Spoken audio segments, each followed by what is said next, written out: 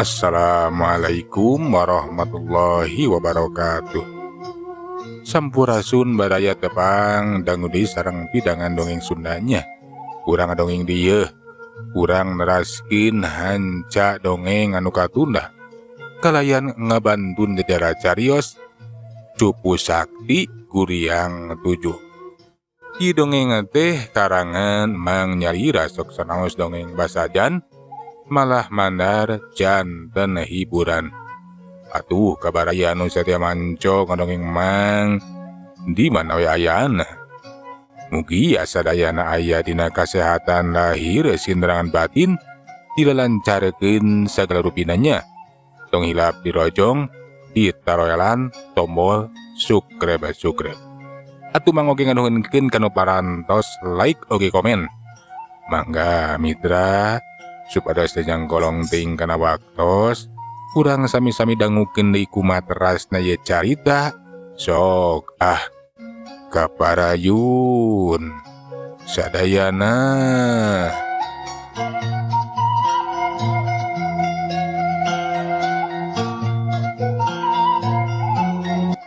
Nyatu hari kitu mah taya bayana ngan bae hapunten kuring mah sanes bade nemongkeun kasakten ria ku pangabisa.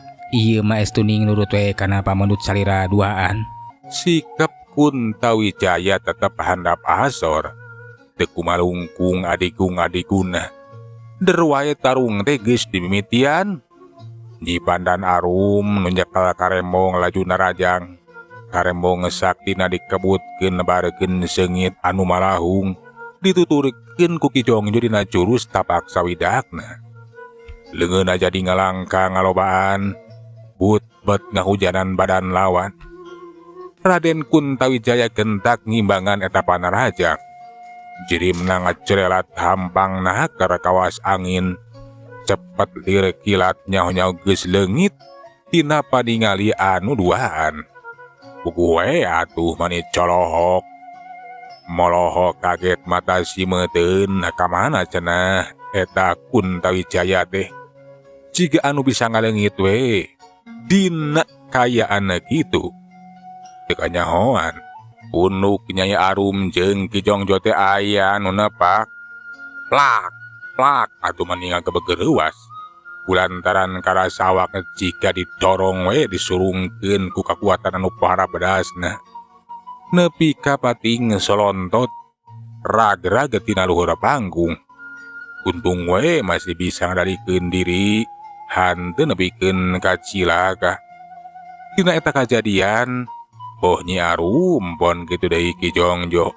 Geus hanteu panasaran ajeuna mah duanana geus bisa ngukur nepikeun ka mana cenah kahebatan eta Raden Kuntawijaya teh anu kacida bedasna nanding tenaga badak we ngimbang tenaga gajah. Duanana laju ngalacat deui kana luhur panggung. Ngaku kana kahebatan Raden Kuntawijaya malahan mah teu lila Ki Jongjo teh biantara. Lamun acara adu jago teh bakal ditutup malahan dibejakeun we. Lamun cenah anu jadi juara teh tayalian di Raden Kuntawijaya. Pahyus jeung pantes lamun ieu sadere Kuntawijaya jadi juarana. Kulantaran geus pada kauning kumaha kahebatanana di antara patandang atau pamilon. Geus tinang tuh moal aya anu sanggup pikeun nandinganana. Jeung deui kapanan ku urang ge kauning sadere Kuntawijaya teh tos nulungan murid Nyi Pandan Arum nyaeta Nyai Laras tina cangkreman jalma jahat nepikeun kadulur urang teh salamet. Ku kituna urang geus sakuduna mere penghargaan ka ieu sadere Kuntawijaya. Kitu cenah ceuk Ki Jongjo teh. Atuh kasakabe anu haladir loba anu arunggeuk satuju karana rupa anu didugikeun ku eta Ki Jongjo. Sabada acara ditutup laju we diteruskeun ku parasmanan. Sabda teh atuh diangkir linggih dijamu we sakumaha mistina. Malahan mah sabda teh dicandat we Ulah wakan neruskeun lampah geus we cenah saheulanan mah cicing di paguron watu saga. Kerekula kacidabungan ngarasa bagja jeung reueus lamun kacicingan ku saderek Kuntawijaya. Kumaha lamun menang sababaraha poe mah geus we atuh cicing di dieu. Hatur nuhun kana pangangkenanana. Tapi jisim abdi teh hapunten sanes nampik kana kaasih, sanes nolak kana kanyaah. Namung jisim abdi teh kedah saenggana ngantunkeun ieu paguron nderaskeun lampah. Hayeuna geuning meni rusuhan teuing atuh. Nah bade teras ka mana? Rupina tak cantang tos ka mana-kamana nama. Namung hapunten sakali deui. Dinten ayeuna keneh jisim abdi kedah teras neraskeun lampah. Ari acan puguh rek ka mana-kamana nama geus we atuh. Nya urang ka paguron kaula. Nya kaula ge hayang kalinggihan ku Andika. Nuhun Kang. Abi sareng ambu hoyong kalinggihan ku Akang. Rupina hiji kabagjaan kanggo jisim abdi duaan. Saupami Akang keur salinggi di paguron Arum Jati. Nuhun pisan. Tapi hapunten kuring teu tiasa nyumpuran kana pangangken atawa pangajak. Ajakan Nyai Laras jeung Nyai Pandan Arum oge ditampi we ditolak ku eta Raden Kuntawijaya. Anu keukeuh arek neruskeun di lampahna. Sok sanajan pikeun Nyai Laras, Nyai Pandan Arum Ki Jongjoy jeung anu sejenna teh atuh panasaran. Nah arek terus ka mana cenah ieu Kuntawijaya teh? Sasatrek indit teu boga anu dituju. Hanteu boga tujuan, sararea henteu apaleun sanyana mah. Pangna Raden Kuntawijaya rurusuhan teh nyata hayang sagancang nawi ngajauhan wewengkon Gunung Honje. Sieun cenah Inggis anu jadi guruna teh nyaeta Resi Padmasura kaburu lugai tina tapana. Lamun seug apaleun lamun cupuh teh geus dipaok ku Raden Kuntawijaya atawa geus leungit eueuh di tempatna tinang tueh. Eta Resi Padmasura teh bakal nyusul-nyusul, bakal ngudag-ngudag, bakal ngarebut atawa mementa eta cupu. Atuh akhirna mah najan dicarandet najan diharalangan oge. Raden Kuntawijaya teh kiwari manggeus ngejatoe luntan ninggalkeun eta paguron.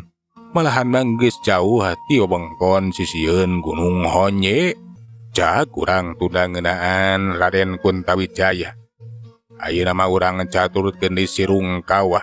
Sirungkawa anu ngacoprak teter eleh jajaten ku Raden Kuntawijaya teh. Sabada awakna geus ngarasa pulih mah. Atuh laju we nguniang hudang geus kitu mamaksakeun maneh. Mulang arek ngajugjug ka Gunung Halimun. Teu kacaturkeun di jalanna. Eta Sirungkawa teh geus tepi ka Gunung Halimun anu mangrupakeun tempat matuh atawa pangcicingan eta Sirungkawa. Di eta Gunung Halimun teh saenyana eta Sirungkawa teh henteu sorangan, tapi ngadon cicing we jeung kadua guruna. Ari eta guruna Sirungkawa teh tajalian ti Jagokolot. Jagokolot anu geus henteu nemongkeun diri. Leuwih hade nyamunikeun diri nyumput tina karamean. Nu tajalian ti Nini Kindring jeung Aki Candrang, dua urang jawara anu kasohor. Acan ku ngesingaranapan kata tereleh jajaten, nyangking pangarti jeung pangabisa anu luar biasa, boga rupa-rupa ilmu anu geus arang langka, bisa kasebut rupa-rupa ilmu aheng zaman harita mah, anu acan tangtu kataekan ku para jago jawara dina zaman harita. Nini Kindring jeung Aki Candrang pasami reungeuh muridna nyata yalian di Sirungkawa balik dina kayaan ribu. Ngaranapan tatu di jero anu radaparna. Puguh we atuh mani kaget nu lain dikieun. Nah saha jalmana cenah jawarati mana anu geus nyieun tindakan kanu jadi muridna. Ai nu bener sia Rungkawa. Sajelema anu geus nyalekeun sia teh.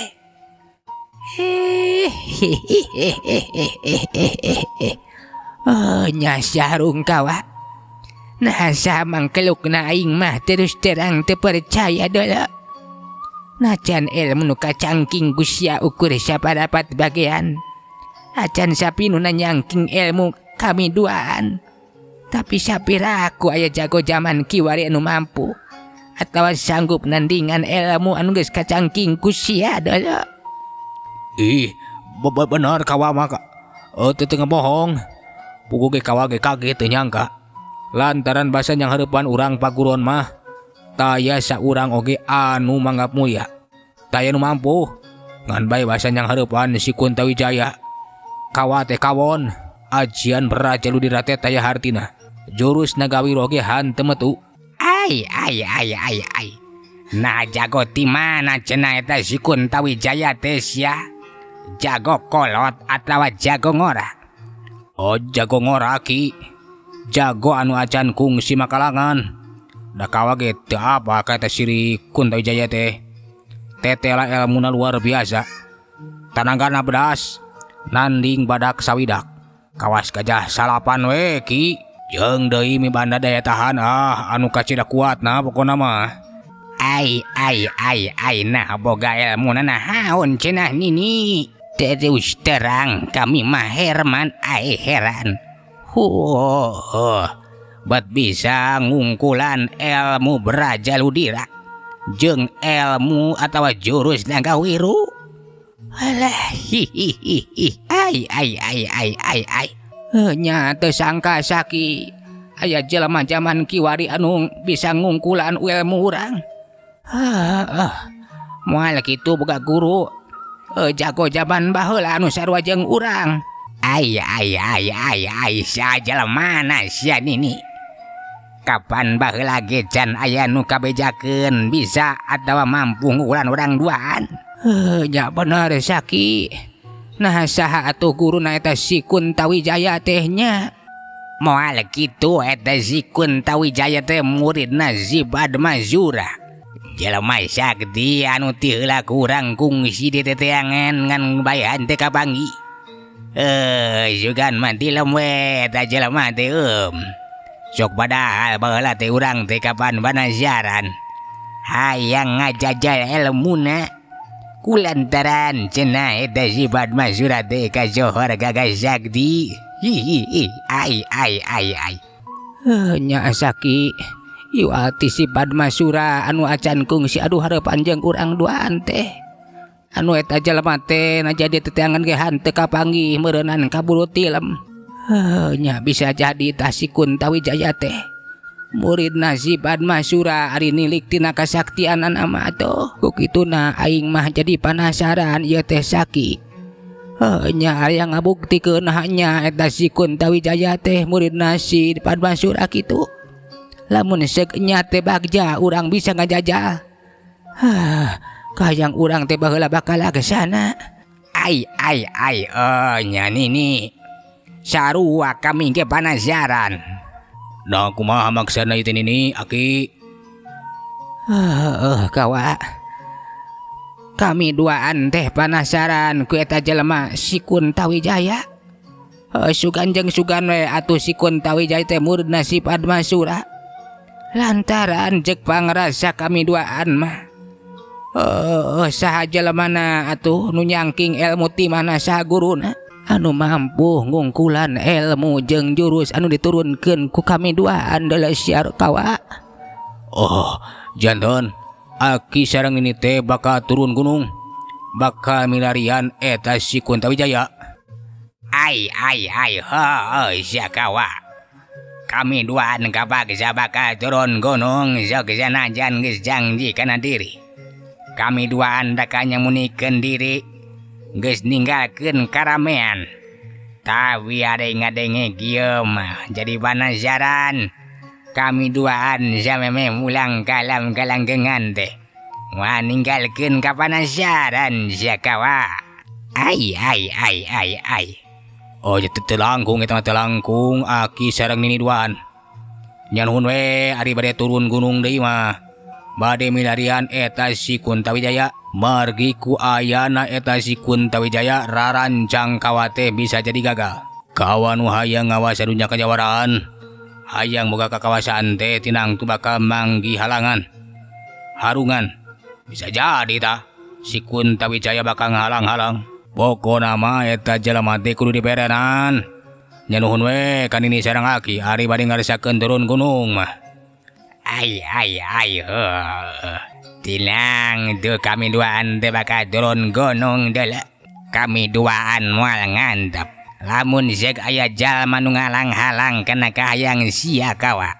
Nya bener pisan kawa tah kitu. Pokona mah kami duaan bakal turun gunung bakal neneangan eta emang keluk nu ngaran si Kuntawijaya. Kitu kayaan di Gunung Halimun teh.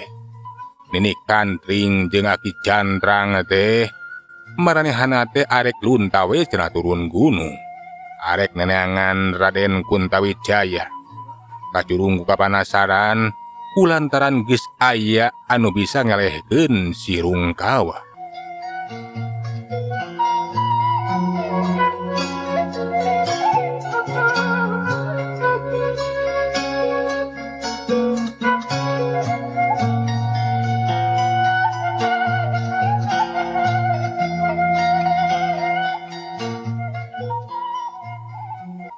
Mitra kaum dangu, urang caturkeun di ayeuna mah Raden Kuntawijaya. Jalma anu bakal diteteangan ku eta Nini Kintring jeung Aki Candrang guruna si Rungkawa. Kocapkeun Raden Kuntawijaya anu keur neruskeun lampah kiwari Kanjog ka hiji patempatan anu jauh ka itu kadieu. Kulantaran karasa lungse tanagana geus mimiti sudah. Gek atuh diuk dihanapeun tangkal kai bari nyarane we kana eta tangkal kai nu uskeun kesa ngareureuhkeun ka capek. Sakedapaan mah Raden Kuntawijaya teh kalah kangahulang we. Basaras inget kana cupu teh atuh nyeh seuri. Bari tegung siri laku siwa eta cupu teh dikaluarkeun tina balik bajuna. Kulantaran ceuk pangrasana mah aman di eta batembatan mah moal aya jalma anu nganyahoankeun. Bener-bener ieu cupu teh luar biasa. Jelas kasakten aing jadi ngaronjat, kakuatan jadi nambah. Aing bakal jadi jalma nu sakti mandraguna. Ngan bae hate henteu tenang. Inggis ayang guru datang ngarebut ti ieu cupu. Nya sok sanajan hati detik aing ge ngaku aing teh geus salah nyokot ieu cupu. Lantaran kacurung kurasa kapanasaran. Kurasa kahayang nu cenah ieu cupu teh boga tuah kasakten luar biasa. Eyang, hampura eyang. Tapi ayeuna mah geus kabuktian nya. Tetela ieu cupu teh memang hebat eyang. Kitu ceuk geurentes hate Raden Kuntawijaya. Bari ngilik-ngilik merhatikeun kana eta cupu. Sedengkeun di jero cupu lamun sekadenge mah ku Raden Kuntawijaya. Di jerona oge rame atuh. Lantaran harita teh guriang nu tujuh teh keur ngarobrol we. Ari anu jadi bahan obrolan teh tajalian di kumaha carana cenah hayang bebas tina kungkungan eta cupu. Leupas tina pangberokan dajan kukumaha oge urang teh kudu sagancang na bisa kaluar ti jero ieu cupu Bener Kakang, urang teh kudu metakeun akal tarekah kumaha bae carana urang tujuan kudu kaluar ti jero ieu cupu lepas tina pangberokan. Ulah leutik hate urang bakal sagancang na kaluar lepas tina ieu jero cupu. Kulantaran ngaing mah bisa ngarasakeun kiwari ieu cupu teh geus hanteu dina cangkreman atawa cekelan si Padmasura Nah, naon maksudna Kakang? Kakang mah biasa nyarios kitu. Mung nya we jelaskeun ka Sim abdi. Ku ngaing karasa ieu cupu teh hanteu dicekel ku si Padmasura. Malahan mah jalma nu nyekel cupu teh jalma nu hayang kakuatan tina ieu cupu Cindeukna mah jalma nu nyekel ieu cupu teh geus ngamanpaatkeun tuah kasaktena anu sumberna ti urang sarerea. Nah teu karasa dulu kakuatan urang teh kasedot. Henteu lebat Kakang leres pisan. Nya kakuatan urang teh kasedot. nya bener teh salah kekuatan urang teh kasedot keluar ti jero ieu cupu. Tah kukitu urang manfaatkeun ieu kayaan teh sugan jeung sugan manusia nu nyekel ieu cupu teh lain jalma bener tapi jalma jahat euy. Kukituna hayu urang budalkeun sakabeh kakuatan urang. Sugan jeung sugan urang teh bisa sumanding mindah tempat enya kana waruka manusia nu nyekel ieu cupu. Mudah-mudahan we eta manusia teh jalma jahat anu sarua keteran kakuatanana jeung urang sarerea. Tinang tu urang teh bakal nyorang kasenangan lepas na ieu pangberokan. Nya Kakang sahenteuna ari pindah kana waruga manusia mah urang teh moal kasiksa teuing. Sok sanajan ari kaluar tina jero ieu cupu mah mustahil kulantaran ieu cupu teh lain cupu sambarangan tapi nu mangrupakeun pancara anu kacida kuatna. Hayu dulur-dulur, ayeuna urang bareng urang budalkeun sakabeh kakuatan urang. Mudah-mudahan cupu anu dicekel ku eta manusia teh bakal asup kana warugana Kitu kayaan di jero cupu teh. Kuriang anu tujuh teh nyata kuriang sangsang, kuriang balapati, kuriang jajaprang, kuriang tunggar, kuriang kapatihan, kuriang gajah munggah jeung kuriang kalapracona teh. Arek ngahijikeun kakuatan we ngabudalkeun sakabeh kasaktianan. Dipihara paranna teh bakal leupas tina kayaan kasiksa sarila di jero cupu. Lamun sik eta cupu bisa asup ka jero eta awak manusia, tinang tuwe marenna teh bakal nyerang kasenangan. Sokomo lamun eta manusia teh cenah jalma jahat anu boga geteran, lamun cek ayeuna mah boga frekuensi anu sarua, tinang tuwe bisa dikadalikeun maranehna teh bakal nyorang kasenangan. Atuh singkatna carita eta kuriang anu tujuh teh laju rep sidakep sinuku tunggal katempo awakna patinggalatar. Lila-lila tina cirim makhluk anu pikasieun robah wujud jadi cahaya tujuh rupa. Luyu jeung kayaan eta kuriang anu aya tujuh urang belesat eta cahaya teh pating belesat. Nu maksudna mah hayang kaluar tina jero eta cupu. Tapi dalah dikumaha da bogohan teu bisa kaluar. Laju we atuh pating kuriling. Wer kayaan di jero cupu teh eta cahaya teh muter. Cahaya nu tujuh teh glunggalang jadi hiji. Sedengkeun kayaan di luareun eta cupu.